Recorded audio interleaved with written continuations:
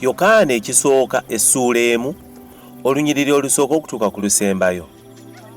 Ekyabaawo okuva ku lubereberye, kye twawulira, kye twalaba n'amaaso gaffe, kye twatunuulira, era engalo zaffe ze kyakwatako, ebya kigambo eky'obulamu. Obulamu obwo bwalabisibwa, naffe ne tubulaba era tubategeeza era tububabuulira mmwe obulamu obwo obutaggwaawo obwabaawo awali Kitaffe ne bulabisibwa gye tuli.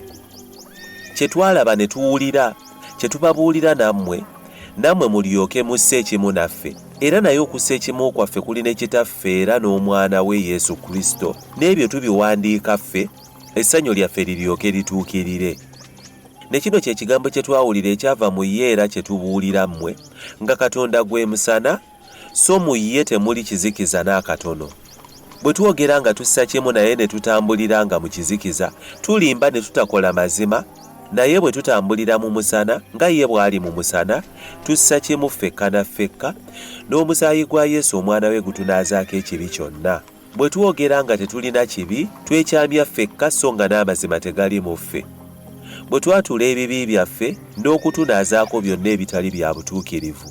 Bwe twogera nga tetwonoonanga, tumufuula mulimba so nga n'ekigambo kye tekiri mu ffe.